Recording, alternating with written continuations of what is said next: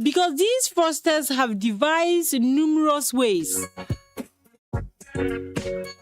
They have designed some fake websites with logos that are so similar to that of your bank. They sometimes have the same colors, same design. They may send you a link asking for you to verify your details or risk losing your account. Once you enter your information, they can take control of that account and withdraw all your money. In the case of Moses, all the 470 Ghana cedis in his accounts will go.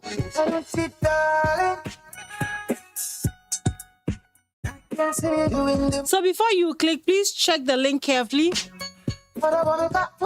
Some fake links may appear genuine at first glance, but there are certain slight differences like extra text, missing letters or numbers replacing words. Others may use long, confusing web addresses or shortened links that may hide the real website. Never click suspicious links. Instead, quickly visit your bank's official website for information or contact the bank directly using its official phone numbers. Shine your eyes. Spot the fraud. Please stop the fraud. This is brought to you by the Ghana Association of Banks. Anybody come. Tuntum broni adan free Ghana. Girl, you hot, hotter like fire, hotter than summer, hotter than sauna. Wajan Sean, Asama Shedda, old school swag on a terrible shaka. Shami Shada, the punk in the shoe. This is to be. The Parliament of Ghana has passed the Community Service Bill 2026, introducing community service as an alternative to custodial sentences for certain categories of offenders. The legislation seeks to reduce prison overcrowding, promote restorative justice, and provide offenders with opportunities to contribute positively to society. Under the new law, judges will have the discretion to impose community service orders in place of imprisonment for minor offenders. The bill, which was passed last Wednesday, outlined the framework for supervision, monitoring, and enforcement of community service orders, ensuring accountability while fostering rehabilitation. Gerald, what do you make of this? I'm talking about the law or the bill that now allows for judges to, instead of taking people to prison, do community service. I can't wait to see the people that will do community service. On this network, we spoke again about how congested our prisons are, and that for some of the crimes, they don't really need to go to prison. Once you give them community service. All right, so let's go on the phone line and speak with Honorable Inusa Fuseini, the former Tamale Central MP. Good morning to you, sir, and thank you very much for your time this morning. Good morning, and thank you for having me, Homo. How are you? I'm fine, thank you, sir. Yes, to start with, what do you think necessitated the passing of the Community Service Bill? Well, the Community Service Bill has been long in coming. I mean, I remember when I was ranking member of the Constitutional, Legal and Parliamentary Affairs Committee of Parliament in the 7th Parliament, discussions were far advanced in introducing another sanctions regime or the implementation of sanctions against convicted criminals. And we had discussed it to some level before I left Parliament. So I'm happy that it has come finally in the light of the day. It's simply on three different legs. One, to decongest our prison services. Our prisons. There are a lot of inmates in the prisons, and the prison conditions are not humane enough. And so you don't continue to send people to overcrowded prisons and expose them to the dangers of prison life. That's the first. And number two, deterrence, and in the form that when people are sent to jail, some will spend the whole time in jail. Communities where they come from, people might not know that such a person is in jail, and then he comes back and he still engages in those activities. So when you sentence somebody to a term of imprisonment, and then you commit the term of imprisonment to community service, then he will be serving the community in which he has been convicted. You will wear the prison uniform and serve the community, clean the gutters, weed the grass, sweep the markets, and those things. And so people will know that this is a convicted criminal. So if you don't want to see yourself in that situation, you better run away from the commission of a crime. The third one is that some sentences are too small. They are misdemeanors in law. They are small offenses, minor offenses, and then stealing of plantain. Stealing is an offense, but a stealing of a plantain or yams, or might get somebody to be sentenced to 2 years imprisonment, and then the 2 years that person will serve in that prison will be more than the cost of the plantain and a cost to the state. Because when a person is sentenced to a term of imprisonment, the state feeds him, all of us feed him, and then the offense for which he had been sentenced to do that term of imprisonment would be far lesser than the amount of money that we are going to spend on that person. So these are the things that agitated the mind of the policy drafter to see whether we could introduce community service instead of prison term. Beautiful idea, beautiful bill by all standards. Definitely going to save us from spending more than we used to do. But what type of frameworks should be put in place in the area of supervision and monitoring? How are we able to implement this to the latter? There's already a framework, sort of. You know, when people are sentenced to a term of imprisonment, in the last few months before they are released, they are normally sent out to do some works.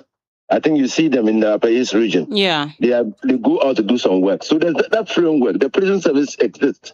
So the prison service is going to, in collaboration with the social welfare department and other agencies of state, are going to collaborate to ensure that this thing is implemented nicely. And even all of us, I mean, you see somebody who has been sentenced to community service, if he doesn't go to work and the prison officers who supervise him don't supervise, or the community services or community development agencies who are supposed to supervise don't supervise, you as an individual have a responsibility to report the conduct of the state institutions to the relevant authorities. Now, my concern is we are talking about overcrowding of prisons. By extension, these people are not going to go to the prison. Are they going to be housed? Are they going to come from their homes? They're not going to be housed. How is it going They're going to come from their homes. Do we have enough mechanisms put in place to prevent them from running? To where? I mean, people sometimes run away from the law. Even in prison, they try to break out. Yeah, but because this is a matter that we all have agreed that we need to decongest our prisons, we all agree that we don't need to spend too much money on offenses that clearly are way below the money that we spend on them. And three, that we need the prison officers, the prisoners to work. We need them to work. Our jails are choked. The garbage is piling up, waste is piling up, and we need them to work. We need to put them to work. And you understand? So if they run away and there's a broadcast or there's public notice that somebody has run away from community service, all of us will have a duty, a civic responsibility to ensure that we look for that person and send that person back. And actually, if you run away or attempt to run away and you are arrested, your sentence will be doubled. Have we looked at an area of logistics where these prisons officers will be well equipped? Because definitely they might have a meeting point before they are conveyed to wherever the actual work is going to be done. Also taking into consideration, all of them are not going to be from the same house. So definitely people are coming from different angles. Is it an area of interest, equipping prison officers well enough to be able to execute this work? Now that the law has been passed, it's left with the implementation. And what we are talking about, what is on implementation. And so the government and the Minister of Interior will put in place a regime that will ensure that prison officers and all those who will be involved in this exercise will be adequately educated and trained to be able to handle these prisoners. What role do citizens have to play in making sure that this is done and done effectively? Every policy requires citizens' engagement. Every policy. Because you see, there is a fundamental principle of accountability which all of us must imbibe. That we have rights over the state. We have rights. You in Upper East region, you have rights over the state. And these rights give you the power to demand accountability. Why do you demand accountability? Because it is your resources, it's our resources that will be used for the implementation of your policies. So you see there's a triangle: rights, responsibilities or accountability, and resources. In the middle there is you, is me, is all of us, we the citizens. So because we have rights, we can demand accountability on the use of our resources. That's where citizenship engagement comes in. All of us have a duty imposed on us by reason of the fact that we are citizens of this country to ensure that government is not only conducted for our benefit, but also conducted for our welfare. And how do you determine how a government can be conducted for the welfare of the people if the people have no say in the conduct of the government? If the people have no say in the conduct of in the implementation of the policy? So we are at the center. We are at the center. For the politics to succeed, all of us as citizens must ensure that those who fall, foul of the law and are being punished are punished in such a way that they have no escape route. We want an orderly society. 2 weeks ago, I said we want a disciplined society because no nation has developed through indiscipline. No nation has developed through indiscipline. And so, yes, if all of us, and I said it must be voluntary. And I had people complaining. Yes, it must be voluntary because the law is set up to deal with those who fall foul. So all of us cannot be indisciplined. Like Macbeth said, Shakespeare said in Macbeth, good people are always more than bad people. But when good people refuse to act, then the bad people take over, and it looks like the community is bad. So the good people who will not fall foul of the law, have a responsibility to assist the state in implementing this law for our total and entire benefit and for our welfare. Very well. Thank you so much for your time this morning. We are grateful. And once this has been passed, I'm sure we'll definitely be coming back to you for more.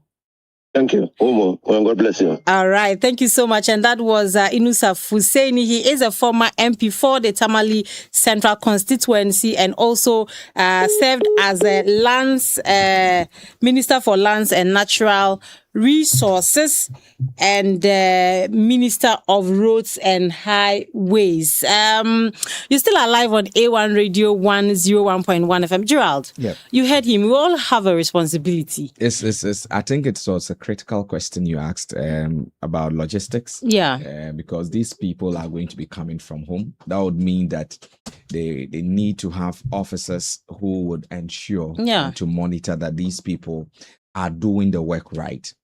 You say the entire community has a responsibility and oversight responsibility, but it's true that there are people who would find their way to try not to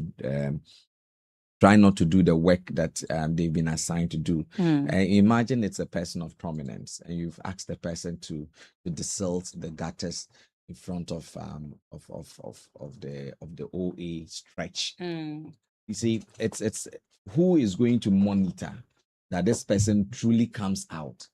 So it's a concern. We just don't want to have a law out there that will not bite, that will not take its course. And so when we are asking these questions, it's because some fear is growing. But all in all, I sincerely want to believe that this is a good way to go, because our prisons are congested. And because our prisons are congested, we need to decongest our prisons. And if it is a good way to go, please, let's all put hands on deck and support All right, Gerald, I'll come back to you. The law enforcement agencies to do this.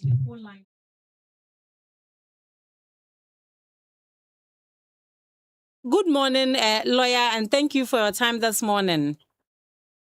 Good morning to you and to your listeners. Thanks for having me. Sure. This morning, we are discussing the passing of the Community Service Bill. We thought that you are a very good resource to reach out to hear from you. Basically, we want to know what you make of this. Well, it's a landmark legislation in the sense that it seeks to reform and change our sentencing policy in this country. First and foremost, it is supposed to decongest our prisons. That's the main reason. And it is applicable to only offenses whose sentencing is 3 years or below. So it's not for all offenses. It is for minor offenses.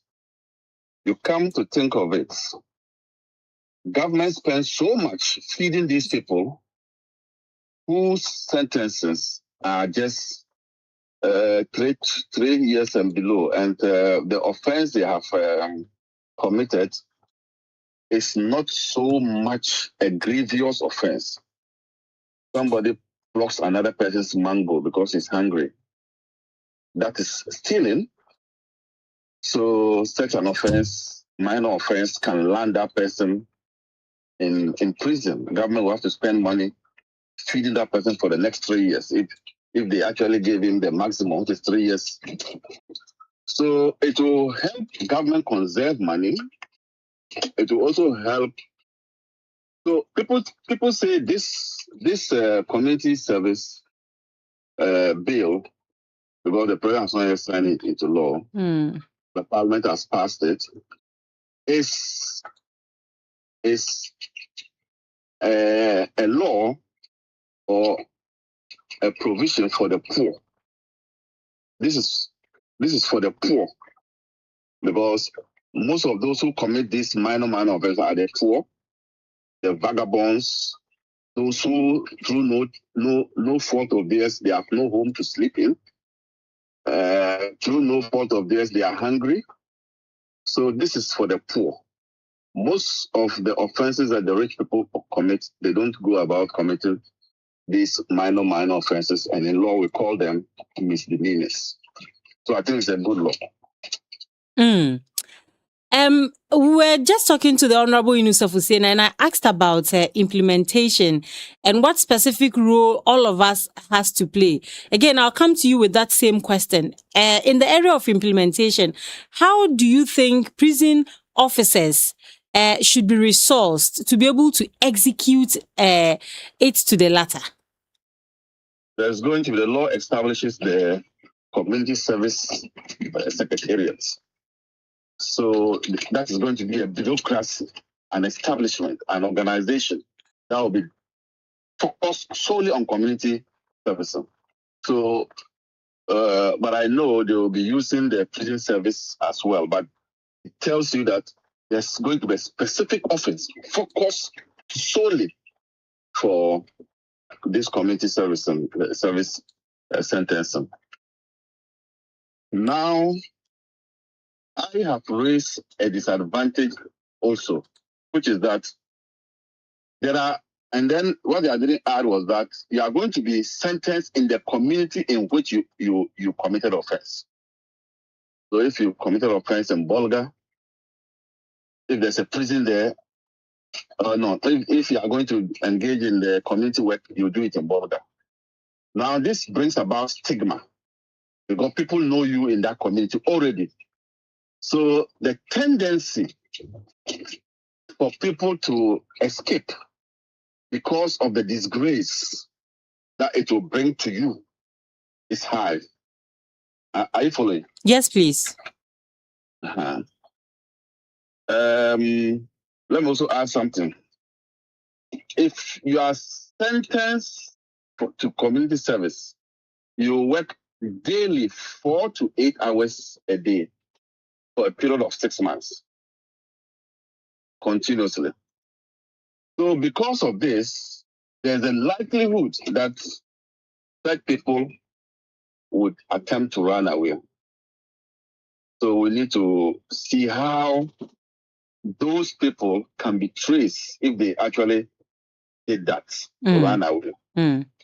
That's also a challenge that we need to look at as a people. Yes. So there are people who prefer going into custody, go and serve and come back to the community. And you know, when you actually they've traveled, I was in Kumasi, I was there, but I don't know whether you are following my point. I do, but isn't the punishment supposed to serve as a deterrent for others, to deter younger ones or even people of same age from wanting to commit similar crimes?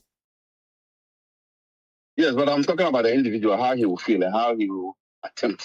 Okay. Even though it's a lesser punishment, it's a lesser punishment compared to the custody, but the stigmatization that accompanies that one may lead to people trying to escape. And you are going to be in your house and attending to the community work, the silting gutters, going to farms, carrying whatever it is, weeding and all those things. So you are going to be in your house. So how do we trace those people if they don't report to work? And how do we trace them? So that's an important thing that the Community Service Secretariat must begin to think about. I really agree with you on that. It's the reason why I asked about logistics, because if the people are going to come from their house, and taking into consideration that all the people that would be sentenced at that time might not come from the same house or even the same community, maybe they live far apart. How do you mobilize them? They might have a central point where they meet, but how do you take them from that point to where the actual work is supposed to be done?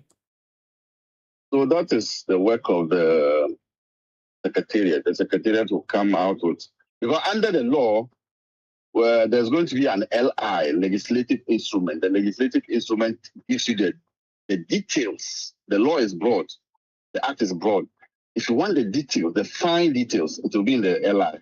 And that is going to be what the Secretariat and the Attorney General will have to look at and deal with those matters, whether you must have a fixed place of abode, you must have somebody to stand in, so that if you run away, that person will be held responsible, and that person guarantees that you will be attending the community service that you have been assigned to.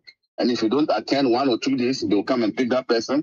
But how can they pick that person? The fine details will be in the LI. But all in all, this is a good bill, right? It's a good law. It's a good law. It's a law for the poor. We have always said that somebody steals a banana, the plantain, and you sentence him. And then the big shots politicians steal monies that can develop the whole country, and they get away with it because they can get lawyers to defend them.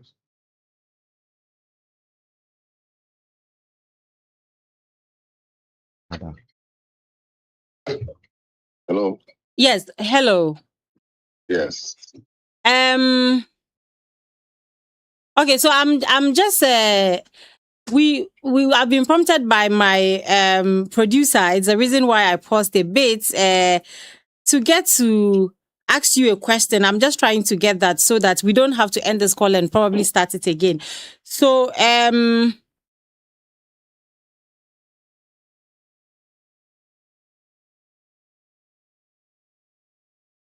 all right. So, lawyer, we might have to end it here and maybe put you through, because I'm getting a bit confused regarding the subsequent responses my producer wants to get from you. But basically, we just want to say thank you for making time this morning to speak with us. We are grateful, lawyer. That's fine. Thank you. All right, sir. All right. So that was lawyer Abraham Amalba, who is the acting director for the National Road Safety Authority. We are still live on A1 Radio 101.1 FM. We are still here and definitely will be coming your way with some more interviews.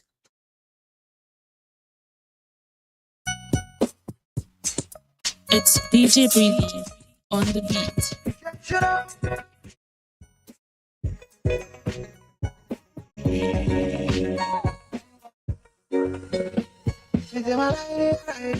Riding around, baby, I choke you. You choke you. And say my time from 9 to 5. Everybody the job. Yeah, you know so high. I was so I was so I want a boss. I got a boss. I was so I was so I want a boss. I got a boss. So darling, I can see you in the mood tonight. But I want to talk to the problem. And then if you're my mistake, the free bloom, the free twist that I have. It's super slow. I was slow. The free bloom, the free twist that I have. It's super slow. I was slow. I was slow. I was so I had a boss. I had a boss. So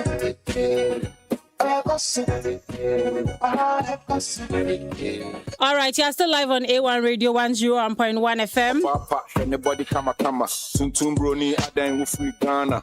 Girl, you hotter like. So there's going to be a legislature sauna. That would actually old school swag on a terrible shaka. Get offenders who are going to get 3 years and below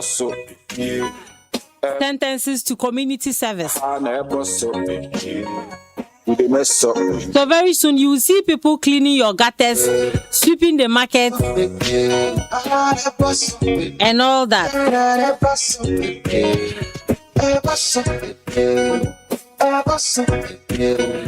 On the 27th of June and the 9th of July 2026 at about 4 p.m., armed men suspected to have come from the Ghana Armed Forces stormed the Sok community in the Talensi district of the Upper East region.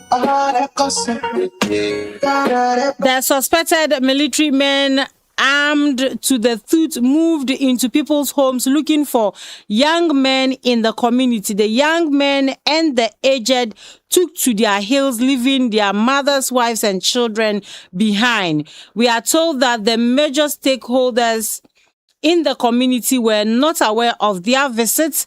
The purpose of their presence was not communicated to the stakeholders or any opinion leader in the community. The two visits have caused fear and panic in the community, leaving vulnerable, psychological traumatized. And most of the young men have left the community, leaving their farms consumed by weeds. Who takes care of their livestock? That's a question asking. That's a question we are all asking. Wouldn't this bring about food insecurity in the community since their major economic activity is farming? As a peace and development advocate, I would humbly use this medium to draw the attention of duty bearers, DISEC, the regional minister of defense, the Upper East Regional Security Coordinator, and all stakeholders to this issue to prevent breach of peace in the community and the Talensi district at large. So we'll be speaking to Albert Dumbil. He's a community member, for him to further explain exactly what happened and what the community is doing about this whole thing. We are trying to raise him on the line, and we entreat you to stay with us as we do that. So we currently have him on the phone line, and he'll be telling us more about this issue. I think I saw pictures and videos somewhere. Hello, good morning, and thank you very much for your time this morning. Good morning for having me. Yes, we are told that on the 27th and 9th of 27th of June, 9th of July, some armed men visited your community. Can you please expatiate exactly what is the issue?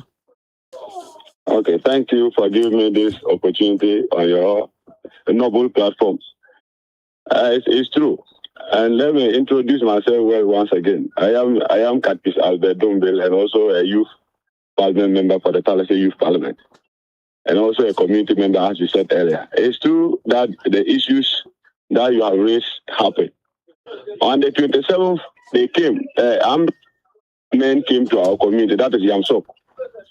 With that, they didn't come with any permission or ask any person about anything. They just came with their cars, 2 cars, and started roaming around the communities, started doing whatever they were there to do. When people were trying to approach them, they said they don't want someone to even snap them with them. They don't want you to even hold your phone. Later, they went to our Tendana house, and the community youth followed them to that place.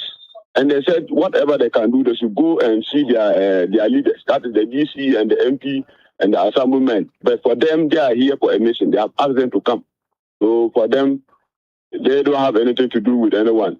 Anytime they say they should come, they will come. And whatever they come and they are going to do, they will not care to do anything else. So let me get you right. The armed military men said to the community members when they were approached that if they have any questions, they should direct those questions to their MP and the DC. And that they have been asked to come. They have been asked to come. That is their rule. And to come and do what? They said their machine is at our place, and they have seen that the community people are disturbing the police around. So that's why they have asked them to come. And for that matter, if they don't want the machine to be there or they don't want a problem to be there, they should just talk to the DC and the MP. If not, that if they see any disturbance, when they come, they will not ask, they will be beaten, and they will do whatever they want to do. So on the 9th, they came again. And when they came, now they started and they were not entering people's houses. It's like they were having some intel about certain people or certain individuals.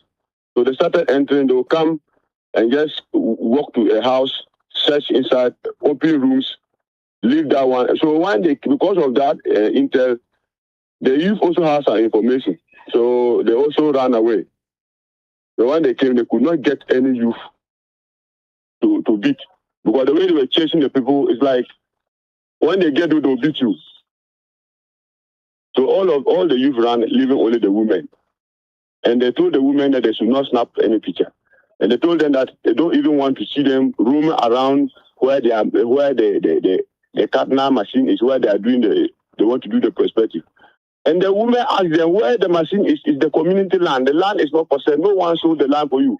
So if you say that no one should come around that place, then that means you are not saying anything. So please, for the benefit of our listeners, I want to really appreciate this. So there's a machine. Exactly what type of machine are we talking about? It's a machine. I cannot tell you the actual the name. I don't know the name of the machine, but it's a machine they use to do their perspective. It's more or less like the one they use for drilling the borehole. So it's a machine for the military or for a mining company or what? It's a machine for a Katna company. Okay, very well. Perspective, yes. Understood now. Please go on. So they told the women that they don't want people to go around that area, and if they see you there, they'll beat you, and no one will do them anything. And they went to the community, the houses, searched the houses. After when they did not get anyone, they came and they left. So when we tried to ask our DC, because he said he don't have any idea about it. You ask the Assamuman, he said he don't have idea. Meanwhile, when you approach them, they say that, you should find out our DC or MP, they are those who can talk to the and now when you ask them, they are also denying. So now we don't even know the actual person who is bringing such military people to be coming to the community, where the community has no war, there's no confusion, there's no any conflict in the community. And we have been seeing military day in, day out, causing and panic in the community. Even yesterday, one of your colleagues came from West FM to also ascertain the issue. He was there and he went to where the machine is to also see it with his naked eyes to actually understand the issue. When he went there, after that he came to down to the community site. He was there and one of the military car came. And we told him that he had seen the military. When they came, they didn't greet anyone. He came and stood the car and we were there. We didn't say anything. Then he just turned and left. We were there and another one also came. That one, there was another someone, one of the military were out where the car that is like the ammo car. They came 2 cars yesterday at 4 to 5 again in the community, and they were roaming in the community and attacking everything. So imagine this issue happening in the community.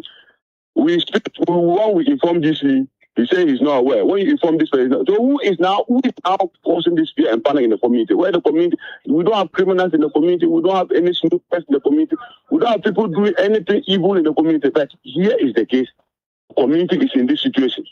And the DC says they're all aware. He's aware. MP is aware. All those who are supposed to know are all aware. But they have turned a deaf ear to this issue. It's like they have neglected the community. It's like the community is not part of the constituency. And that is the issue that we want you people to also come in to see how you can address it. Very well. I mean, it's understood. We'll follow up, probably get to the DC to see if he's aware of this issue. So we'll definitely expand the conversation. But thank you very much for joining us. And what I would say is that we don't want to see military people in our community. Because the community, there's no peacekeeping in the community.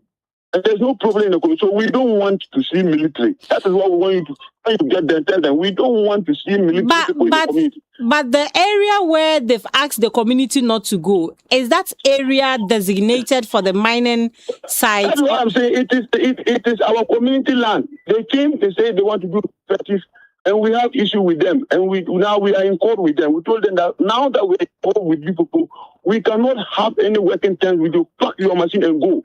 And they went and came with many police. There were about 4 or 5 police cars, and they took the machine and go and put it there. And we told them that the only state is saying that you can force the donkey to the back, but you cannot force it to drink. So we told them, as you have forced the machine to come to the community, the machine cannot work.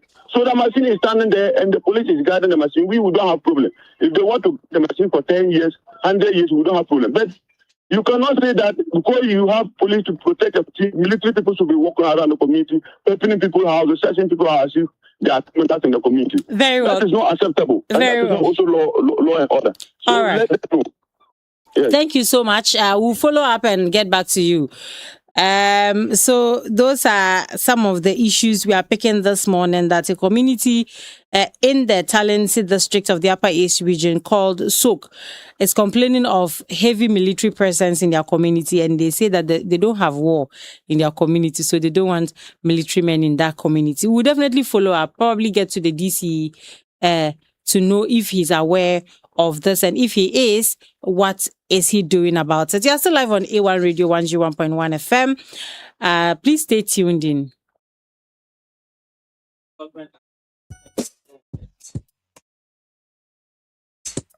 It's DJ Breezy on the beat. Shut up.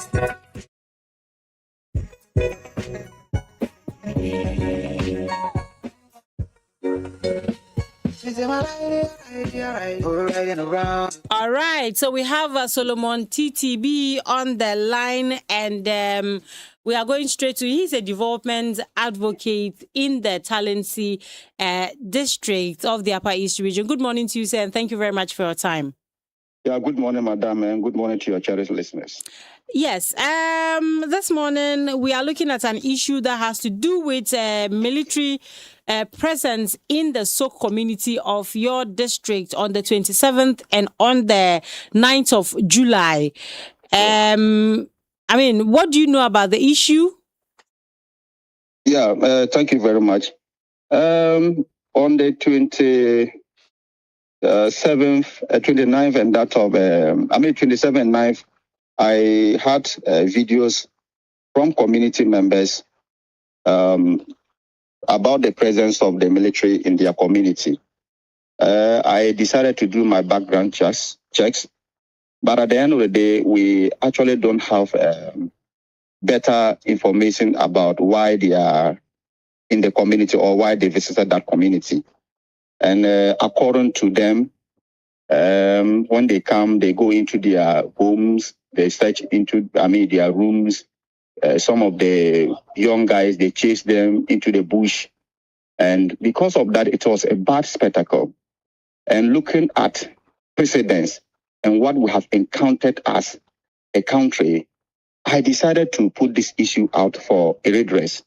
You recall somewhere the first incident in Garu, 24th October 2023, there was this particular military confrontation. They came back on the 29th and unleashed mayhem on the people of Garu and Timpani. And that resulted to the death of a young man and leaving many others injured. Based on this, you cannot just see them and leave it. No one will be certain whether there will be confrontations or provocations or not. If you also recall, somewhere on the 1st July 2021, on Thursday, somewhere around the Wa Enclave, there was this particular military brutalities in the Wa municipality. Many people got injured just because a mobile phone got missing in a tricycle, and the mobile phone belongs to a military officer. They went into the community, unleashed mayhem on the people, beat them up and all those things. Subsequently, you have the Chief of Army Staff, the then Chief of Army Staff, General Thomas Opong Pepra, visited the Wa now and apologized profusely for all those things. But you ask yourself a simple question. Would that repair the injuries? Would that restore calm and all those things? No. If you also recall, somewhere 2021, 29th June thereabout, 2 people were shot dead in Ijura. And what was the reason? People were demonstrating in protest of the killing of one Kaka, that is Ibrahim Mohammed. And at the end of the day, they shot 2 people, leaving many others injured. People sustained various degrees of injuries. So looking at all these things, and even yesterday or just this week, you realize that the NIMOS shot someone. The Small-Scale Miners Association of Ghana are demanding for the interdiction of the officer who did the shooting. And these are even people lawfully executing an exercise, yet they felt the shooting wasn't the best. I am raising this issue because no one can be certain whether there will not be provocations at the end of the day. No one will be certain whether the community will not one day have issues with the military. And when it happens, we, those around, we are all, in Talensi, Nabdam, Bolga East. None of us is safe. And you know that peace is something that is the foundation for every community to strive, for every community to flourish, for every community to grow. And for you to have development, there must be peace. And when we say peace, peace is not just the mere absence of war, the mere absence of conflict, the mere absence of fight, but it is when people are able to have the freedom to live, have the freedom to work, have the freedom to plan for future. And when you have peace, what it means is that development will be sustained. And I am raising this issue because at least of late, you see the military being misused. Because I have not heard of any conflict. Not to cut you short, but have you, tried to ascertain the essence of their coming to the community? Maybe from the DCE, the MP or relevant authorities, or even the military themselves. Have you been told why they visit the community? And that is why this you are engaging me today. And that is why you have a bigger platform to engage those people. And that is why we are putting that issue out there. At a time they say, see something, say something. Sure. For you to be a responsible citizen, we must all take this issue up. Peace is a shared responsibility. None of us should undermine the relevance of peace in our community. And that is why I am saying that for you to give that respect to the military, when they are in to execute a lawful exercise or operation, Best practice demand that at least you engage the community. Tell them your mission.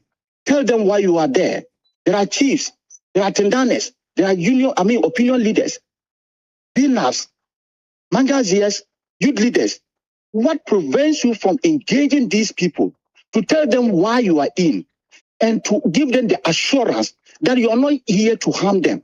But you get into the community, people are running helter-skelter, people are fleeing away from the town, you are chasing young people into the bush. We're in a farming season, and you know the major economic activity in Talensi is mining and that of farming. So their farms are being consumed by weeds. Their livestock, who takes care of them? We are talking about bread and butter issue here. At the end of the day, when the season closes, who is coming to feed their families? Who is going to take care of them? Who is going to feed their families? Who is going to put food on table for the families? And this is a serious matter. Nobody will guard the military. Nobody will disrupt the work of the military because they are coming from a state institution and they are there to ensure that there is peace in the country. But if you look at the internal security, that should be squarely under the police service. And if you look at Article 200 of the Constitution, the police are mandated to maintain law and order. And I don't think that police officers have gone to the community where they have been attacked. And if you go in there and you are doing this, we don't know when there may be provocations. And because we have ever recorded incidents in Wa, Ijura, and Garu, and many other parts in this country, I felt there is the need for us to put this issue out there so that it will not result to similar situations like that. Very well. So, yes. We are making efforts to get the DCE. And so let's do that. We'll end it here with you. But in my earlier conversation with another community member, he indicated that they were told there's an area where a machine has been installed for mining activities, which is causing all of the visitations. But we would want to expand. We would want to add more substance to the issue to really understand, especially, I mean, the DCE has the security in that district. So he should be able to tell us if he's aware of those visitations. And definitely we'll get back to you for us to see the way forward. All right. On the issue of Okay, so we would have to end it with him, Solomon TTB, and see if we can get to the DCE to find out from him if all of this has been brought to his attention and what the way forward is, because we all want to have a peaceful community where we can go about our day-to-day activities without any form of disturbances. You are still live on A1 Radio 101.1 FM, and this is Daybreak Upper East.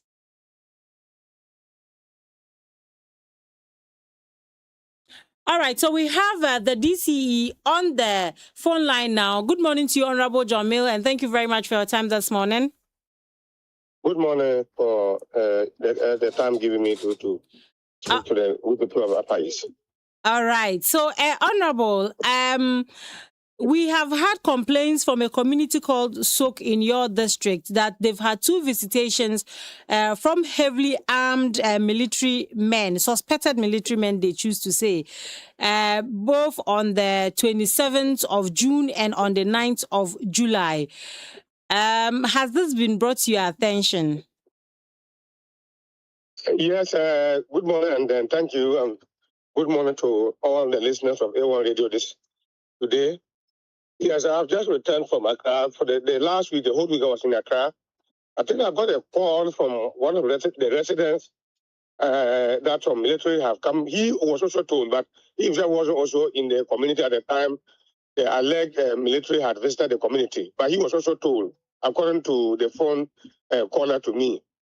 And then I said I wasn't around, but I'm not also aware of any military visitation to the Soak community in the Township district as a whole.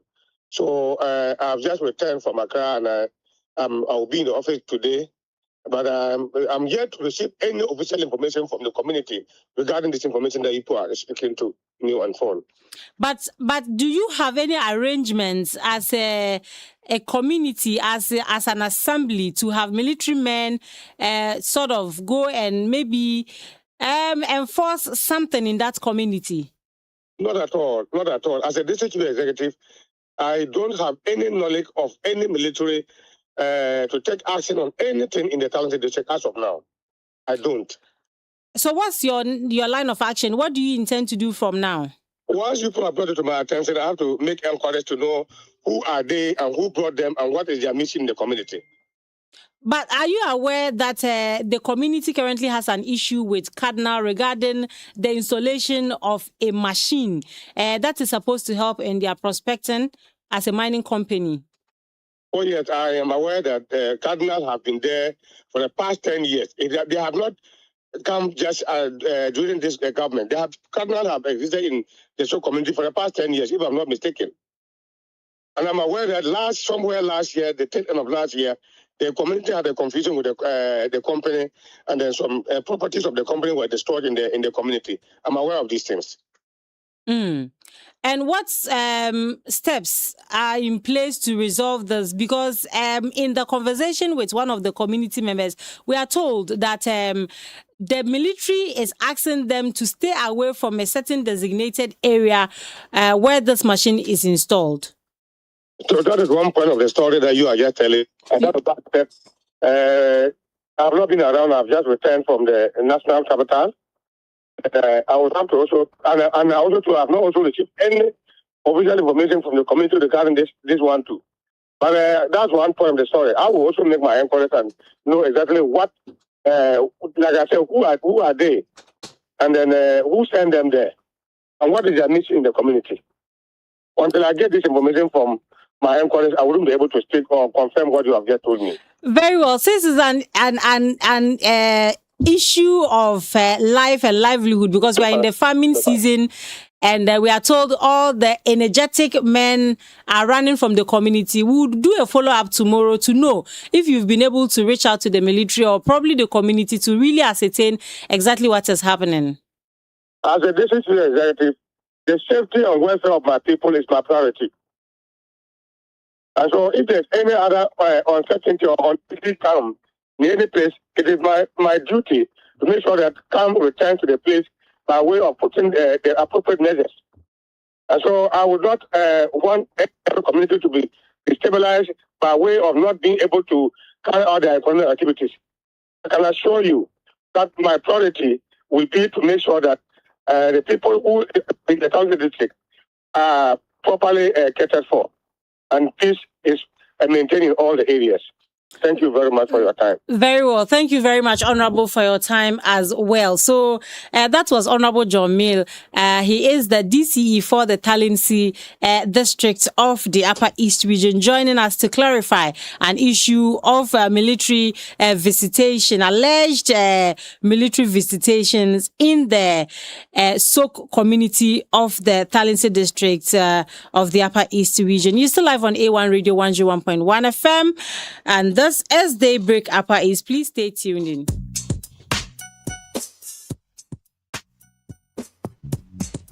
It's DJ Breezy on the beat.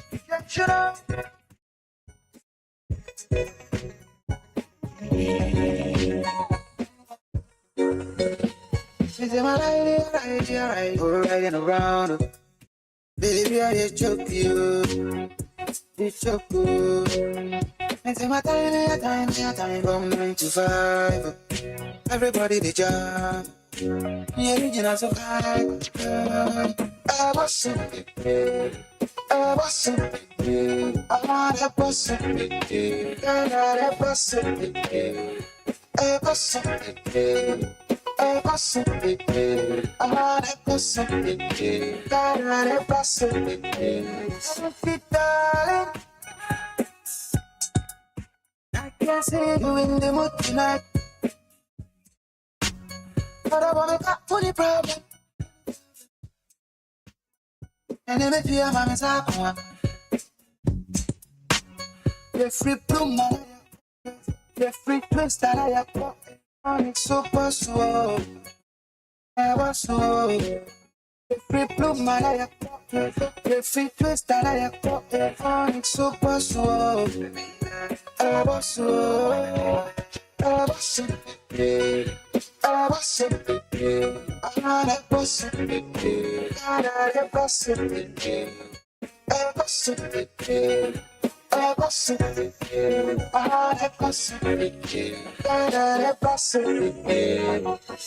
Obapa, anybody kama kama. Tuntum broni, adan free Ghana. Girl, you hot, hotter like fire, hotter than summer, quite hotter than sauna. Wajan Sean, I said my cheddar. Old school swag on a terrible shaka. Shami Shada, the punk, green shoe. This is 2Bs, boogies, and dada. Bosso, Cosso, Okay, so this morning I want to give a thumbs up. A thumbs up to the regional executives, outgoing constituency executives of the New Patriotic Party. Why? Why am I giving them a thumbs up? I am giving them a thumbs up because we had an almost incident-free constituency elections. For us, we always want to have this. We don't want to have reporters running from one place to the other, reporting to us that so-and-so person is injured, so-and-so number of people are hospitalized after exercises of this nature. So it's our prayer that when it's time for the NDC, same happens. On Saturday, the New Patriotic Party conducted its constituency executive committee elections. And A1 Radio, like you know of us, when it comes to elections, we usually have an interest because we want to give our listeners all the details. We know they can't be at all the places. And we know our listeners have things to attend to. So we take it upon ourselves to be at the various voting centers to bring you up-to-minute information. We've done that at district assembly elections, party level elections, general elections, and Saturday's elections was not an exception. We have Dr. Daniel Ziba.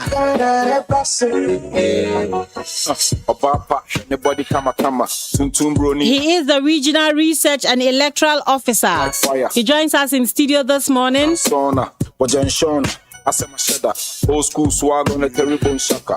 To talk about the elections that happened over the weekend. Good morning to you, sir, and thank you for coming. Good morning. How are you? I'm great. Do you still feel tired after Saturday's activities? Yeah, of course. But normal activity. Station. Getting back to sit down. Yes. It's not an easy. Actually, you'll be done. Yeah, that's true. You have, you said it's your work, and that's true. So you have supervised or several of such elections. How would you describe Saturday's elections? Well, let me use this opportunity to actually thank the committee that includes national rep, various constituency reps.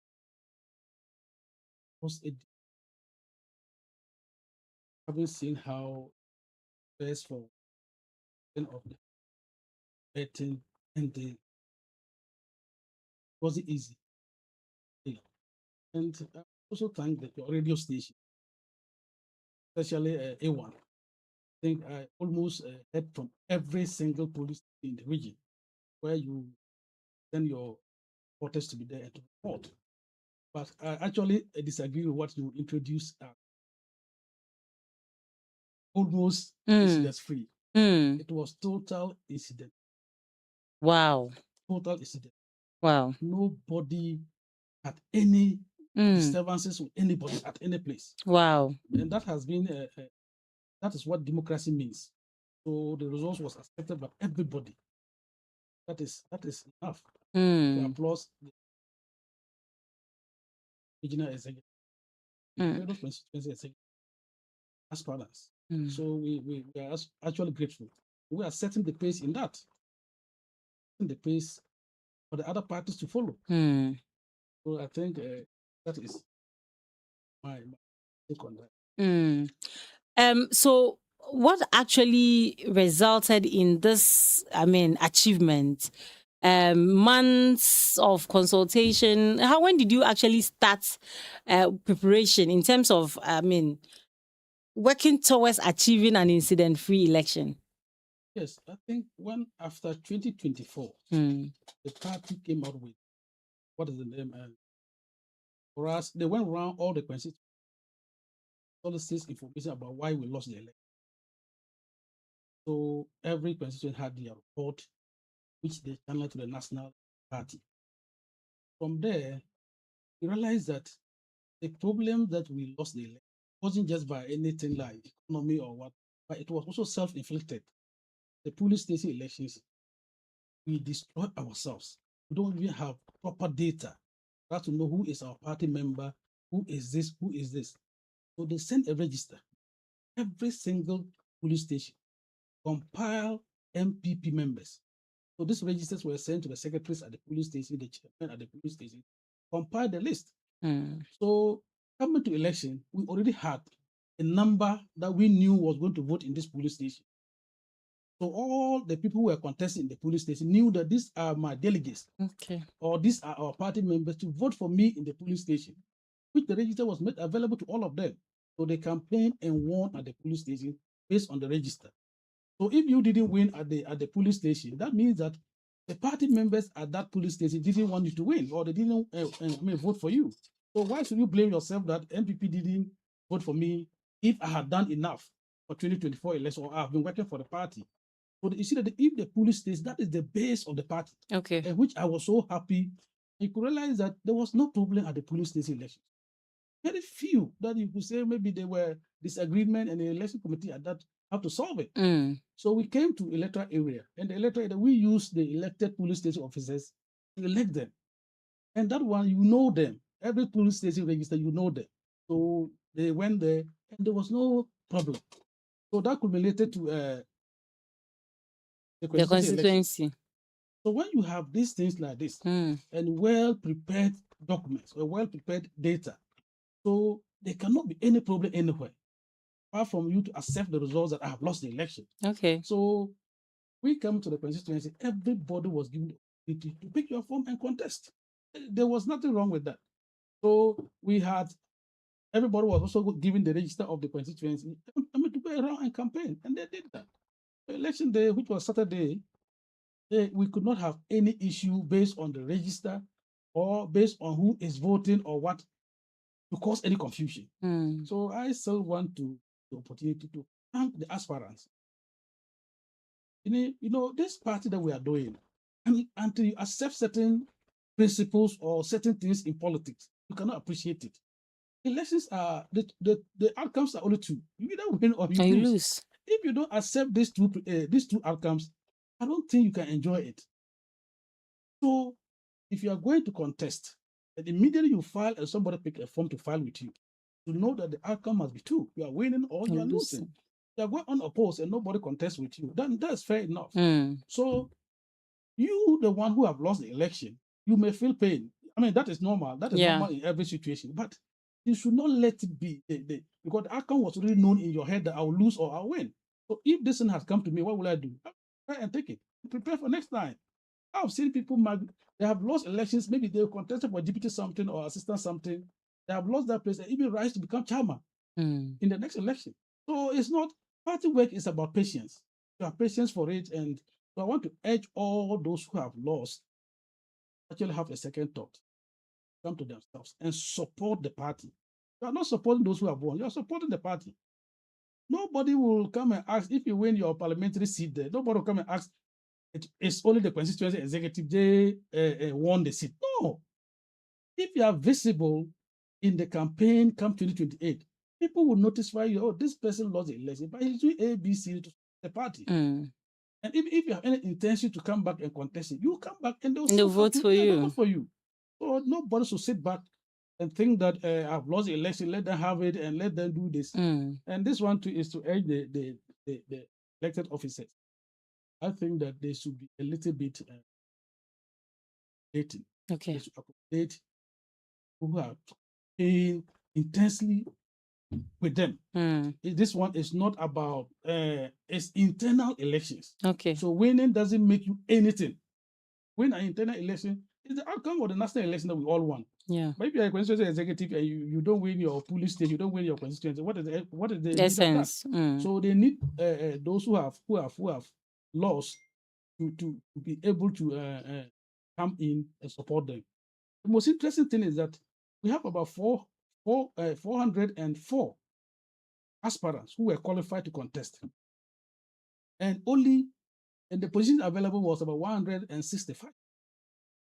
When you do, it means those that have elected and those who have lost are even more than those who have been elected. So when they gang up against you, the elected officer, where are we? Yeah. So it is very important to acknowledge that people wanted to serve as many as 403. There were even more than that, but some were disqualified. Mm. Because based on that, the people who were elected are far less than those who have won. Yeah. I mean, are far more than those who have won. Mm. So we need to actually accommodate them at every constituency. Call all the people who went around with you and lost the election. Call them to sit on the table and you discuss what the party want to do. Okay. And we're good to go. All right. In the Nabdan constituency, for instance, they were able to talk among themselves and they had 5 of the positions going unopposed. What did that mean to you as the regional research and electoral officer to agree that, okay, I have my ambitions, but I put it aside, go unopposed? I think that's the most important thing. You see, internal elections, democracy. Yeah. But the democracy is not, it's not supposed to be everything has to be contested. So when I heard of NABDAB sending unopposed data, I was wondering, I said, wow. Because as much as 5 of them out of 11, so that means only 6 were contested. Yeah. And if you look at that contest, some of them were not so, let me say, keenly contested. You see, and the figures are showing that even though they contested, but the gap was so wide that there shouldn't have even been a contest. So I think that should be what we should be looking at the next future. How we can process ourselves and agree on certain areas, people to go unopposed. Regionals should do the same, nationals should do the same. Media you pick from to contest, then somebody see you as an enemy. Okay. Your supporters are fighting each other. Your opponent is fighting you, and you are level allegations against each other as if it is something that is with the NDC. It's not like that. So NABDAM had this, and I think NABDAM had some who went unopposed. I think Bolga here also had one who went unopposed. Bolga East. I think I'm not sure somebody went unopposed. But I think that in all, NABDAM had the highest unopposed candidates. Yeah, that was very, very, very good. Okay. I want us to look at representation of women. You had the data. Yes. In all, the 400 and something people that contested, how many women were amongst them?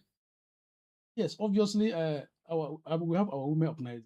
I didn't tabulate. Okay. I wasn't part of the election committee. Okay. So I could not reach out to get that data. Okay. See how many women. But obviously, every position contest, the women organizer was part.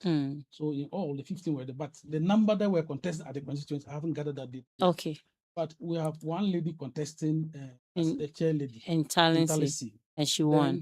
She won. Yes. But most of the positions where the women were so many contesting their position. About 4 or 3 contesting for the same position. Yeah. Women organizer. We used to have. So what's your take on the issue of women, sometimes very competent women, overcrowding at the women organizer when they could equally contest for treasurer, secretary, vice, and all that? Everything, all the pushes.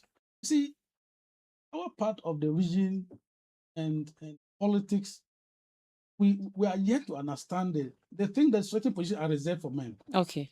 I mean, it's not true. Certain positions are like Ghana. If a lady picks a form to contest the presidency, they like what Her Excellency did. We don't go in the way. Yeah. You see, we haven't come to terms to understand these things. But when I saw that the women they were contesting about 3, 4, I said, Abba, why can't you, one of you, go and contest secretary? Go and contest president. Go and contest youth organizer. Go and contest this. All of them. Are crowding They're crowd at the same position. women organizer. Women organizer. You know, when you do that. But who even said that it has to be a woman that has to organize the women? Oh, I think that one we have had men picking forms to contest as women organizer and they disqualified them. So that they, but that could be the fact. Yeah. Why? When you say a woman organizer, it's not necessarily the woman must occupy the position. It could be that a male can occupy it, but rather organize the woman properly. Yeah. So I don't know what the constitution will say, but that is how I see it. Yeah. Now, you realize that the lady who won at Talensi, yes, nobody would have given her a dog chance that she went against men. 2 men. Yeah, 2 men. I mean, very strong, vibrant men who have served in the constituency for years. Yeah. But she won. And that was the first time contesting the chairmanship. Yeah.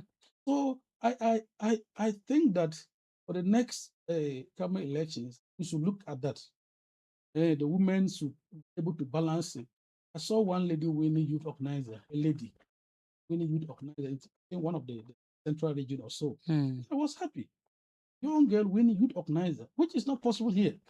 All the youth organizers are men, and they appoint their deputies as men. So the entire regional setup is crowded by men with only 2 women there. Is it something you would make a conscious effort at? Because we have more women voters than men. Yes, I think it's about 52. So, I mean, as a party, are you looking at deliberately encouraging, especially when you identify women that have potentials, deliberately encouraging them to put themselves up? Because what I know about, putting yourself up for leadership, it's actually not an event. It's not a day's work. You need to start preparing the person before. Is it something you intend to do as a party? I mean, identifying women and telling them, look, you have what it takes to be a leader. Start working on yourself so that in the next election, we can have more women contest. I think in every situation, you should have intention of opening those spaces. But the other way is, are they ready to serve in those capacities? Okay. If a woman should don't have it in the point, you can't just say, oh, come and be a secretary. You have to contest. So are they ready to go to if this lady, Talisi, who has picked the form to contest look at the boldness. Didn't give anybody a damn chance and say, I must contest the chairmanship. And nobody would have said that, oh, nobody has ever done it in this region. I mean, Alima in Bolga Central did it some years back. But you see how it was. Yeah. So I think that all of us should begin to look at that. Even the appointees that are going to appoint. They should not just appoint deputy women organizer and that ends. Assistant secretary, a woman can occupy that, financial secretary, a woman can occupy. All those things I think that we should begin to look at. Either it will be a national directive, or to be a regional directive, or at the constituency level. And even as we are saying, there are some ladies who were following us in 2024 elections, campaigning. Strongly, they came back and contested the women organization and won. They won it.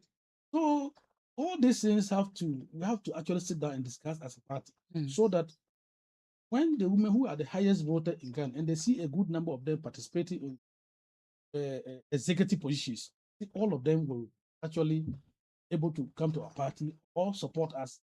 So we have to make an intention that make a great effort to bring them in. Very well. We're still live here on A1 Radio 101.1 FM. This is Daybreak Upper East. And this morning, I'm with Dr. Daniel Ziba, the Regional Research and Electoral Officer of the MPP. And he's here to help us look at the elections of constituency executive committee members of the MPP in Ghana as well, and especially in the Upper East region. The successes chalked. We are told that there was no incident at all. It was an incident free in the Upper East region. We commend the MPP for that. Let's progress a little. So the constituency elections are over and not entirely over because the election of deputies and all of that will take place, right? Appointment, sorry, will take place. What do you expect to see in that? You already mentioned that some women could be appointed. Yes, of course. Mm. I think that let me say that some questions they went on group, which I sometimes don't even like it. There's nothing you can do about it. When they go on group and they win, they want to appoint everybody from their group, which I don't see why you should do. But now that they have won, you have every right to make the right decisions for yourself, party, for your regime of the 4 years. So why you just go and pick people who cannot do the party work as others would have done this? Just because they belong to your group? Yes. So I think that it is time for them. I think by today and tomorrow, they'll let us have them. I will urge all of them to sit down and plan properly and pick people who can work for the party. And if women are there to serve the party, they are ready to serve, why don't you appoint them? Apart from the women organizer and the deputy women organizer that you appoint others. Let them serve as financial secretary, let them serve as deputy youth organizer, let them serve as what is the name of a Nasara organizer or deputy organizers, and that will be okay. All of us will see that they have made deliberate effort to bring them. So we should all stand up for the party, not our self-interest. So I think that we are almost done with our party structuring like that. The major ones done. What is now left is just the regional elections and the national election. If you have the base at the polling station and the electoral area and having good and hard-working, committed guys there, then we are good to go. For the national election and the regional election, we always supervise. I cannot be here and be at all the constituencies at the same time, like with the the national executive. So why do you get people who cannot work for you? Okay.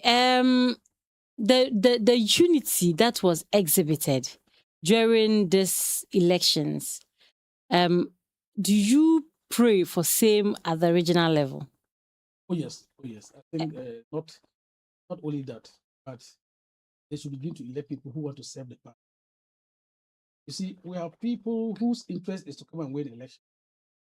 When they win elections, they get back. you even see them until the 4 years. So, but they should begin to look at how these people come and serve the party. I think that at the regional elections, the number is smaller as compared to the 20 elections. The delegates are always smaller as compared to the. We have to use the 2020 elections and other bodies like TESCOM and the other ones to support in that election. There are not always many. So you see so much, there isn't so much difficulties. But I think that they should come and look at people who want to do the party work. So that 2028 will be a clear cut. It will be they call a penalty work kick. But considering, look at things, I think that it's a ball they have catch onto the spot for that to kick and score. So why do you want to get people who cannot do the work or who doesn't want to win, who doesn't want to do the work, but they can win elections? There are people who, when they go for election, they can win. After winning, you don't see them. That's what we must do. So is it just an issue of saying it by word of mouth or deliberately? Because you also have a role to play. Deliberately, what structures, and usually it doesn't happen in a day. It has to start from now. Now that this constituency elections is already, you've heard of rumors, of people who have an interest in contesting and all of that. What deliberate efforts should be made? Even if you can let people reach a consensus to let some offices go unopposed, it wouldn't be bad. Because in the Talency, for instance, those that went unopposed, I mean in the NAFDAN, yes. Those that went unopposed, they wouldn't have issues of calling people to say, yes, I know you said this and this, let's forgive each other and go on and all of that. I think that everything has a disadvantage. Okay. So letting people go unopposed, sometimes people take it for granted. Okay. I've seen people who they haven't gone around to see how difficult it is to win election. When they come back, nothing that They don't even regard the police station or executive. They don't regard the party members. But when you go and you suffer and get it, you treasure it. So I think that sometimes it's good to let people go on. Not all the time. Okay. I think at the regional level, what should we discuss? We're all mature, we're all seasoned politicians, all want to serve the party. Yeah. It is when you check yourself and you believe that this person is, if he was not contesting, he would have contested it. You see, that's the respect we are giving to him. Not that, but you believe that, oh, Mr. A or Mr. B fit perfectly in that, or he can do it more than me. Why should I contest him? Yeah. That would have been but the party cannot take any deliberate Action. decision that Yeah. say that, oh, you don't contest him, you contest him, and all those things. It is you yourself, check yourself properly. And said, oh, Mr. A, B, C is going here. I think if I also go to this position better, or I have to step back, wait for my time to also come. So, in all, the regional elections, we cannot do anything for now. Yeah. Until we have to pick forms on. Yeah. That's the next episode. When you pick form, the other guys are picked. You now know, oh, this person are picked form. If there's any kind of agreement, they can make it, and that is it. People have nursed their ambitions for long. So it would be unfair to say, of course, for all these years you've worked towards this. But people pick form, and the next day they say, I'm not contesting. You see? Yeah. If it is a delegate election, you must survey the system. You must look at who have won. So that is also another way that you must look at it and say, I'm not going to contest. Okay. Or possibly, maybe you can also look at it in this manner that, oh, maybe I cannot, these people have won. If I go to them, they may not give me that listen as compared to this person. So I'll back down. Appointment. Okay, so sometimes do people have a hand in what happens at the constituency level? Oh, but we're in a human society. We don't dispute these things clearly out. We are human beings. If I have my friend or my brother contesting at the police station and I say, take this amount and buy fuel, there's nothing wrong with that. Okay. If I also have any intention to come and say, oh, maybe I want to contest the regional level, that doesn't mean I sponsored you. See? And funny enough, people who spend more didn't win these elections. Okay. I'm telling you.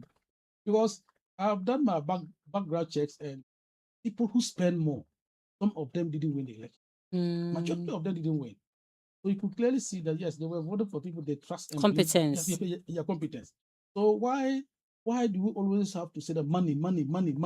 Yes, money is good to spend on party people, but sometimes it backfires.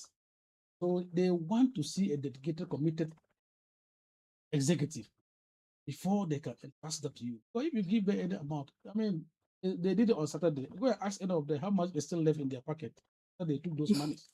Is there anything left? So they said they were giving them water. You are going to be in that for 4 years. Okay. You have taken 300, 200 seats to vote for a wrong person. And you are going to be in that system for 4 years. Somebody who will not organize party activity, he will follow and go and greet weddings and all those things. Somebody who doesn't have the mind to organize the party when our parliamentary candidates are elected, or those things to organize party events or all those things. Only took 200 seats to get the person there. Then 4 years you are going to be under him.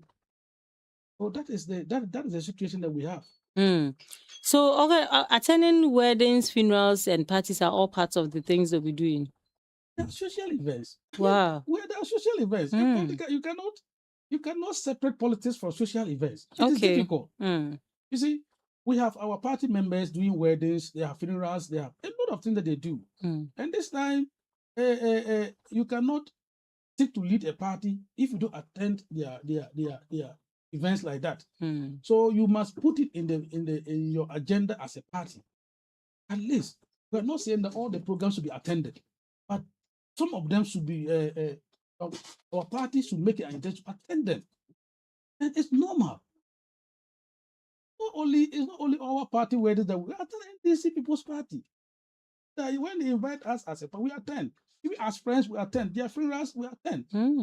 So there's nothing wrong to attend those things. Okay. And the political party sees them as people who are supporting the party with either their resources or whatever thing. You refuse. So it's a must. It's a must to attend those social events. And it's the executive that leads those events that have to gather the people to go with them, eat and all those things. Listeners, you're listening to a conversation I'm having with Dr. Daniel Ziba regarding the MPP and its internal elections. So we are just discussing the just ended constituency executive committee elections. When you look at the MPP in the Upper East region and how you do not have even a single seat to your credit, would you say that with the kind of elections you've been able to conduct, that you have what it takes in the upcoming election in 2028, when we have our general election, you can win a seat or more? I think I have a positive thinking in that. But look, the last elections, when you play propaganda, when you successfully execute it, and you now go into the system and you realize that what I said was propaganda, and the reality dawned on you, then you are in trouble. You see, the NDC was preaching 15 over 15, 15 over 15, and the constituents, I don't know how they saw them, because some of them has been, some of the seats have been held by NDC from 1992 up to now. Some of the seats, nobody has ever interrupted them. So you realize that if they have taken us from 1992 up to 2024, what have they done for you? Nothing. Just virtually nothing. As in the NDC? As in the NDC having the seat. Okay. Policy, apart from the chief, Tongran interrupted them by 2 years. 1992 up to now, how many years? So if you go to them, and I think that is the problem I have, not because I'm MPP, but I felt that for us to have proper development, this seats should have been challenging. Okay. Should have been challenging enough. If the NDC are winning, let them win it by a margin of just 2% of the vote. Maybe they are getting 51 and we are getting 49 or 48. You see, when you send a signal that, hey, when you go, you are in danger. You go 51, 49, you are not safe. So he will be able to pick a call. He will be able to attend your. All of them would have been here every single Saturday and Sunday. I'm telling you, if the seats were like that, but they go, apart from Parliament is on holiday that you see some of them, they would have traveled up and down to come. But we make the seat safe seats, and who want to waste his money or his time to come for a safe seat? That seats when you go to Volta region, you win your primary, you are in Parliament. Go to Ashanti region, you are in Parliament. And you think after I've won my primaries, what do you want me to do? If I go to Parliament, what do you want me to tell me? What do you want me to do? I won't do anything. So Upper East, our people here should begin to look at the parties, CPP, PNC, or any other party. At least when they file and finish, they should look at them and see who is more competent than the other one. And you believe that their party chairman, their national chairman, and this national chairman have to confess in Wukogo here that they know that the MPP candidate is far, far better than their candidate. You see how he said the MPP candidate is far, far better than their candidate. He said that. He said that in Wukogo here. But they should vote for their candidate. I mean, why? Why could they have said that? That the MPP candidate is far better, and it's obvious, even though he's in Parliament, but it's obvious that the MPP candidate was far, far better than him. Not even Talisi. Almost all of them. But we the Upper East people think that it is always argue that if you say that this is our party, you realize that which of us went and in the NDC went and signed the NDC constitution when they were forming the party. Which of them went and signed it? And you say it's our party. You see, okay, half of what I will understand because Rollins was from that place there. I mean, Rollins is from that place there. So there's no argument about that. But apart from that, why should Upper West, Upper this will vote for them? You see, and politics is so dynamic. It's so dynamic in recent days. what they have done, what they did for them in 2024, they will see a shock. A shocker will come in 2028 because they have done virtually nothing. How can you replace a white TV for a color TV for a white TV? Is that what is happening? We were having a single MP in this region, a single MP, Abanga, Honorable Abanga. But what he did within the 4 years outweigh almost all of them. And Bindur has regretted. They have regretted. I don't get. When they get to election, it's like.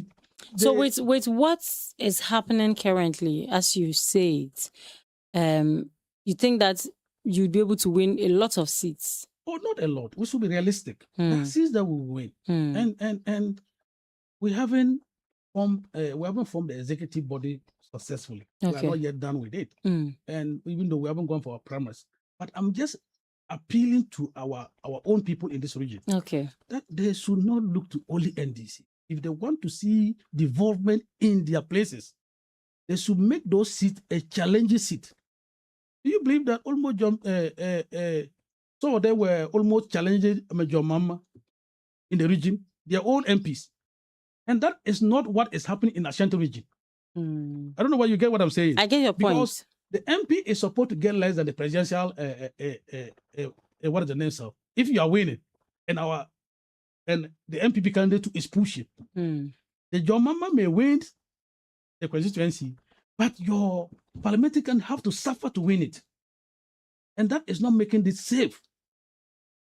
So that we can also know that, now that we are also closing the gap between 40 to 50, let's also take care of Upper East. So that our MPs will also, our candidates will be available. And we are pushing development like that. But when you look at your party and its progress in the Upper East region, I think that the numbers are increasing. Have you taken notice of that? And what do you intend to? It's not any significant increase. Okay. Like the NDC had in the Ashanti region, significantly increasing, very, very listen. Okay. But we have an increase. But how? But even the last one, we have to draw back because of these problems and all those things. But we want to appreciate that even though we are not winning the presidential votes in the region, but we should be winning some of the seats. We have won some of the, and you see how Navroma was. We were taking the back-to-back. When we take, they come back and take. When we take, they come back to, and that is it. But you cannot just give the seats to NDC like that. And nobody is looking at it in that. When you say it, they think that, maybe you are NPP, that's why you are talking. It's not like that.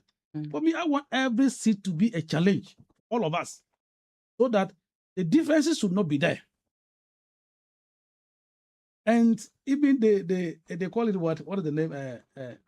Their own contest is even more difficult than even the elections. Their own contest. If you take Bolga Central like this, yes, it's even more difficult than the main elections for them. Why? Because they know once they win, they will get to parliament. And if it is a safe seat, the person doesn't have that that fear or let's say that desire to come back and help. But your party was in power 8 years. Would you say that the party did so well? Yes, you didn't have majority of the seats, but you are trying to make a case for the people that we are the best choice.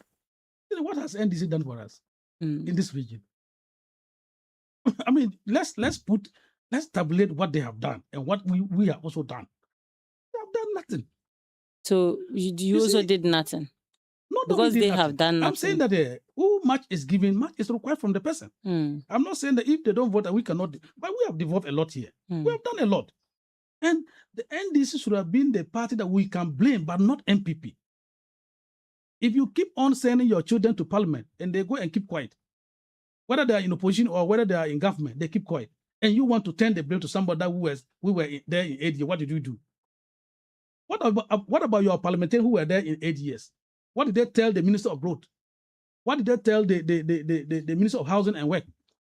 What did they tell a health minister to come and do in the region? Or me, who was not elected, can go there, even though I'm MPP, but I wasn't elected. How can I go there? But they are supposed to. They say they are lawmakers. What is lawmaking? You make laws for what? Somebody asked, we in laws. You are in parliament to advocate for your constituencies. You see that? So if you can go to the road minister and tell the road minister, oh, I need a road for my place here, I need a road for here. That is how you have to do. Don't come here and say, oh, we are lawmakers. No, I disagree with that. So upper is, let's put them to test. Give some seats to MPP and give some seats to NDC, and we will see the differences. So we can make conclusions and say, oh, MPP MPs are doing well, or NDC MPs are doing well. And a clear example is Abanga.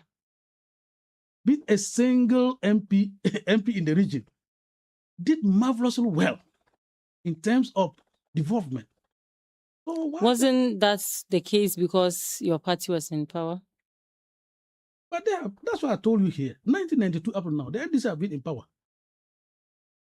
In some constituencies, they have been winning all the seats. Their party has been in governance. What have they done?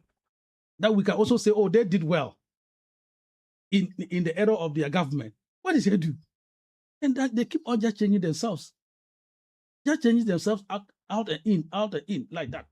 So we will urge the people here. Let's give some seats to MPP. It's not that because we are MPP, but let's test them. Let's test all of them. All right. We're still here, and I'm in studio with Dr. Daniel Ziba. Doc, I mean, my interest is elections, and as you are reorganizing and putting together leadership of your party, what would be your key message? The constituency level is done for now. We are moving to the regional and later to the national. What would be your message to your party members? Well, I think that what I would say is we have done our flag bearership. They didn't have any problem at all. All the candidates accepted the result. We know that His Excellency Mahmoud Bawumia did us. So anybody who has won his election, or you have lost your election, or you are even a party member, it doesn't take only the executive to win elections. They should recognize that. It doesn't take only national executives or regional executives or constitutional executives. It takes everybody. Some people are not even executives, but they have more votes than even we, those who are executives. Some people are not executives, but they can work more than those who are executives. And if we recognize this fact, everybody will put their attention to the elections in 2028. And I think that even though we are here to organize our parliamentary primaries, but I'm of the view that some of these seats should go unopposed in the region. If I had my own distance, I know contest is very good, but you cannot be contesting something and you know the obvious outcome after contest. You know that this seat, we don't win it. 4 candidates will come and contest the primaries. And definitely there'll be problems. You spend, there'll be problems, there'll be what? And you keep on saying, let's go and have a conflict resolution and all those things. All this is waste of time and energy. So why wouldn't you all come together? And you know, some of the seats like this, if they present a credible candidate and all of them back the person can win it.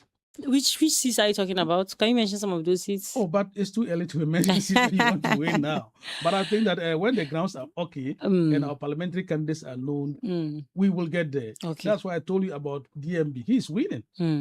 But when we are done with the candidate and we did a proper assessment on them and against the NDC, we can also tell what is going to happen. So we are hoping that everybody should put down to the deck so that we can really together to get a success in 2028.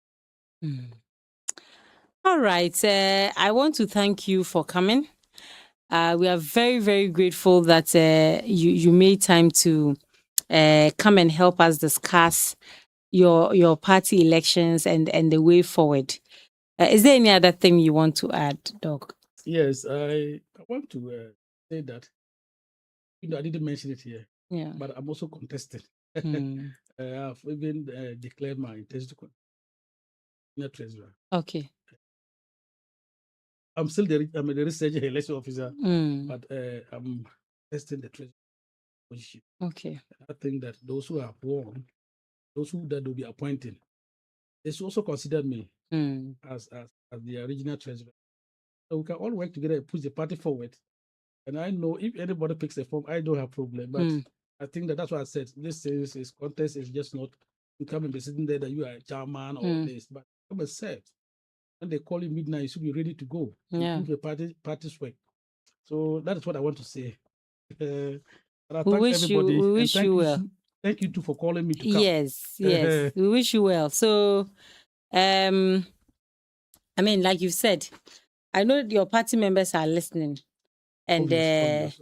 when the time comes, yes, they will probably vote for you. That's if they see you as competent enough. I am. Not if they see. If they see you as competent enough, they will vote for you. But we want to wish you well. Amen. And I pray that all that you've said, especially the very positive ones, your members would listen to and heed to. Exactly.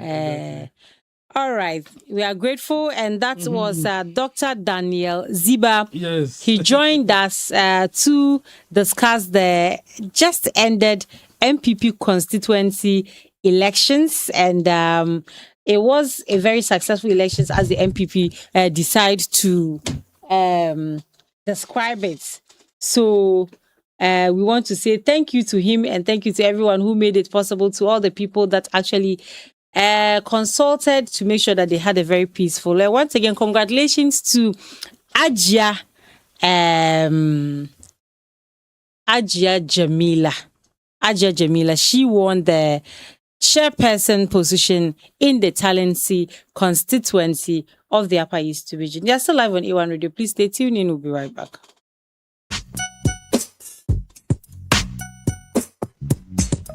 It's DJ Breezy on the beat.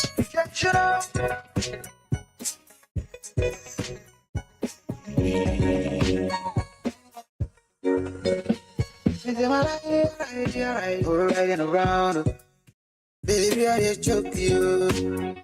It's so good. I say my time from 9 to 5. Everybody the job. Yeah, original so high. I was so big. I was so big. I want a boss. I got a boss. I was so big. I was so big. I want a boss. I got a boss. Darling,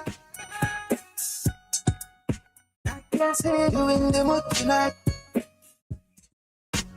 But I wanna got money problem. And then if you have my one,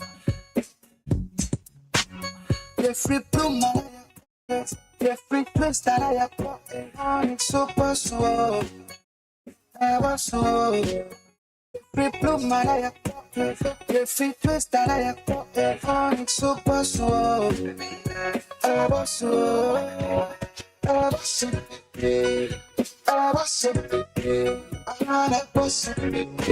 I was so big. I was so big. I was so big. I was so big. I was so big. Anybody come. All right, still live on A1 Radio 101.1 FM. Hotter than summer, hotter than sauna. The most uncomfortable situation one can ever find his or herself in is wanting to smile, wanting to express yourself through your smile, and not being confident enough to do so. Pepsodent says that it is here for you.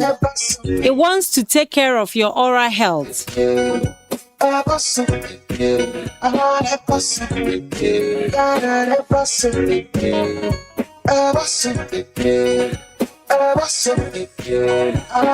know, the World Cup has actually come to teach us something. That you need to be a good defender just as a good striker. And for us, we want to defend. Because if you score and they score, you score and they score, and you are unable to defend, what happens? Is the reason why It is the reason why the Pepsodent defense is something that I am very interested in and very particular about. My friend just landed a dream job today. Pepsodent is the best defender for your smile. My friend just as football defenders protect their teams, Pepsodent helps protect your teeth from cavities and plaques. Child just learned to ride a bike. My hands don't sleep without brushing. Back from hike. And I repeat, do not sleep without brushing. Them some hype. I'm gonna clap for them. Ta, ta, ta. I win. You win. Never sleep without brushing, no. And if you have to brush, it has to be Pepsodent. You have to use Pepsodent toothpaste. Let's clap for others. I win. You win. Win. We win. We sing a happy song. Tinga, tinga, linga, ling. Let's clap for others. So yes, make it a point to get your Pepsodent toothpaste. I'm gonna clap for her. And thank me later. And Mrs. just became my good friend. I'm gonna clap for us. My classmates spoke and shared her voice. My sister found love. She made the right choice. Brother Shatta Wally bought a Rolls Royce. And I'm clapping for him.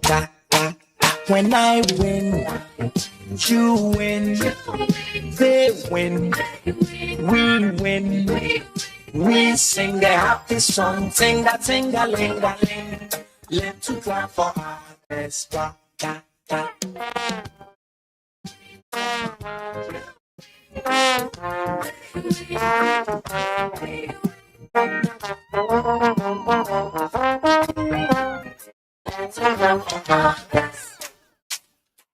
So yes, as I was saying, the Pepsodent toothpaste has proven to be one of the best toothpaste in Ghana and beyond. So brushing before going to bed is not actually optional. It is a must. And let's make it a habit. What? Brush morning, brush at night before you go to bed. You win. They win. We win. Because if you don't, you'll have yourself to blame. Let's clap for others.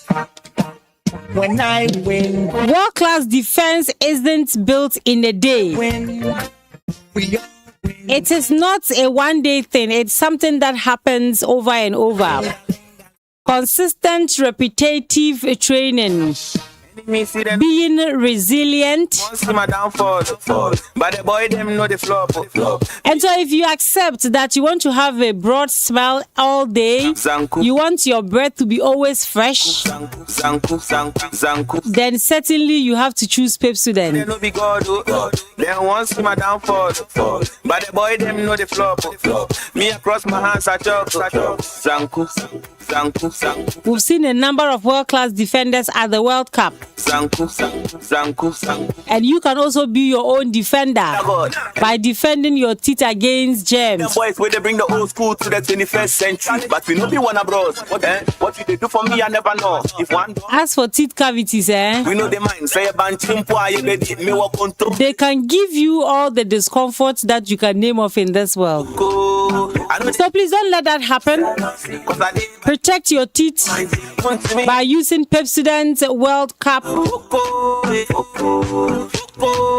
variant, specially designed to help you achieve that. But the boy them know the flop. If your toothpaste is about finishing, then the best toothpaste to buy is Pepsodent. If you have Pepsodent already, please keep using it, especially at morning and night. Valley of death, time no day. From a Casio boy, me as a day I know they watch you serve. If somebody hates brushing at morning alone isn't enough. She knew could try me for no say Charlie what was a free kick before Beckham. Alright, so growing your business is a necessity. You don't start a business and get stuck. You need to expand. Expanding doesn't mean taking off in a day. It's gradual. Me see them no be God. Then once my down. And you will definitely need a helping hand at a point in time. If there ever is a need to get a loan to complement what you're doing at your business, look no further than the SG Ghana's mega loan. They are currently running a promo. So from growing your businesses to completing that building project and supporting education of family, many Ghanaians are already doing mega things with the mega loan from SG Ghana. It's now your turn. With even lower, more competitive rates, achieving your dream is now possible. With the SG Ghana Mega Loan Promo, salaried workers of SG Ghana, listed companies, pensioners, and eligible customers can access support from personal loans, business family commitment, home project, and more. There is still time from now till July ends. Apply and enjoy big loans at small rates. Yes, very small rates.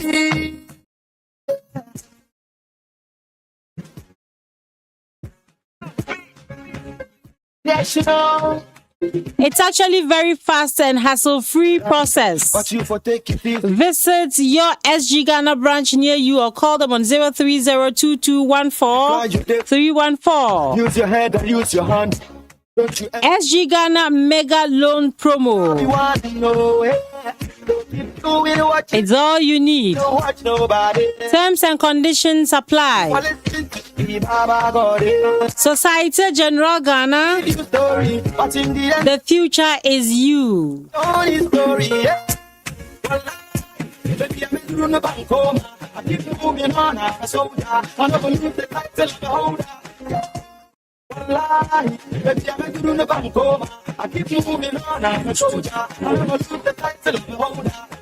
Winners don't quit, cause quitters don't win.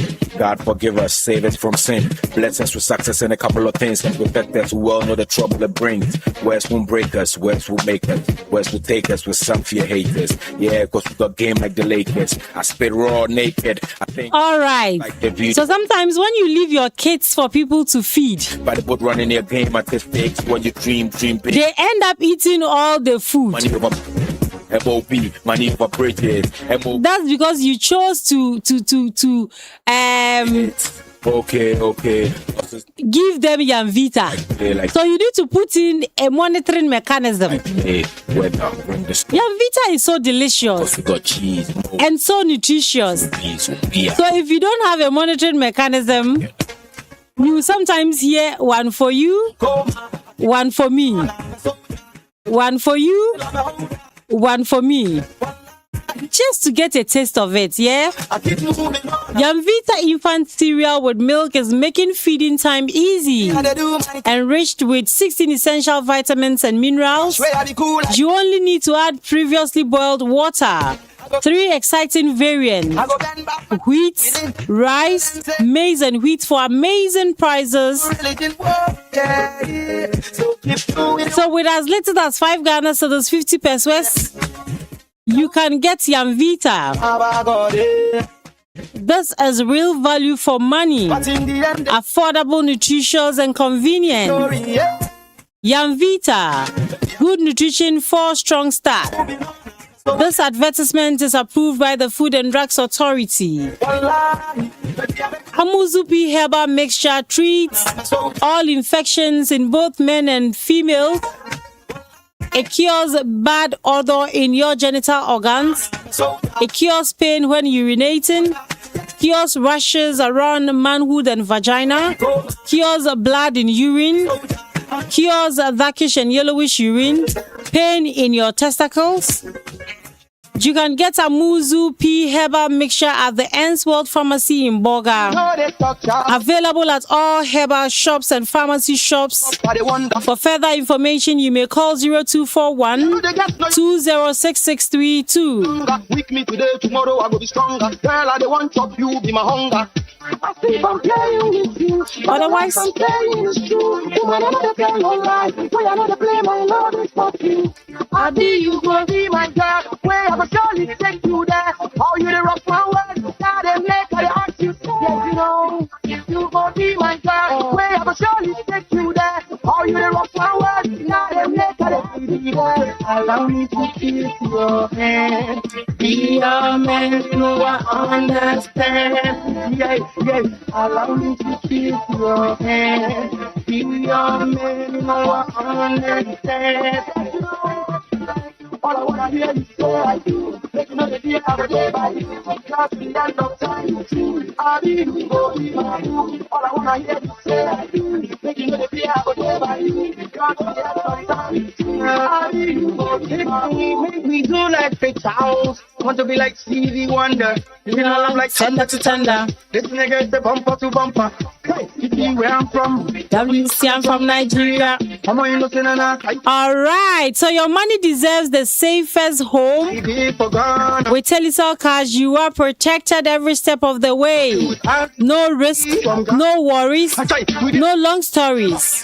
Just peace of mind. Please dial *110# or download the Telecel Play app now for safe, secure transactions. Telecel Cash, the safest choice. Telecel, send the keke.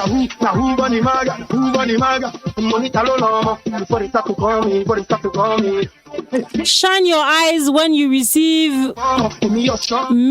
emails and messages about your bank account. Fraudsters fake websites. These websites look exactly like that of your bank. They have same logos, same colors, same designs. They may send you a link asking you to verify your details or risk losing access to your account. Once you enter your information, they can take control of your account. Before you click, please check the link carefully. Some fake links may appear genuine at first glance, but contain slightly different features like extra letters, missing letters, numbers replacing words.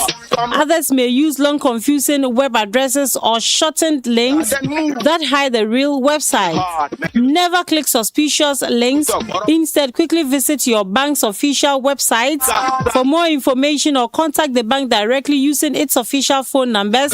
Shine your eyes. Spot the fraud. Please stop the fraud. This is brought to you by the Ghana Association of Banks. Allow me to kiss your hand. Be your man, you know I understand. On this note, I want to say thank you to every one of you who joined, especially to those of you who joined from 6 a.m. till now. We are grateful. It's a real pleasure and actually a privilege to have you all always locked in and hooked up, listening to every bit of this show. So usually it's myself, Humukusum Tahiru, Bra Kalala Joseph Yaro, Moses Appian, Gerald Asagi, Nelson, with technical support coming in from Abuaji Emmanuel. Together as a team, we make it worth listening to. So yes, today has ended, but certainly we pray for tomorrow to come, and we pray to be alive to see it. And when tomorrow finally comes and we are alive and strong, we will definitely be back here in studio to bring to you another interesting edition of Daybreak Upper East on A1 Radio 101.1 FM.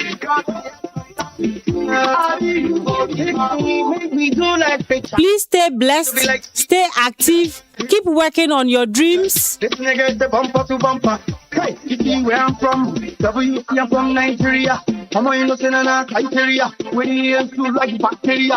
Type where I did for Ghana. And like the bulb was invented at the 1001 time, you know, it was tried severally and it was finally successful. After the trial had gone into the 1001, it means that you have done nothing yet. When you try and fail, all it means is that you are discovering several ways it can be done. Definitely you will find out how it should be done one day. Keep working at your dreams, a step at a time, and we all will get there. And when we arrive at the top of success, we will look at each other with a broad smile and say, we did it. Thank God we didn't relent. On that note, I want to say thank you once again, and I want to encourage you to make A1 Radio your number one dial. Keep listening to us as we prepare to come your way with the next program. I say have a blessed day and enjoy everything that comes your way on this network. For me, Humukusum Tahiru, and the entire team, good morning, have a blessed day.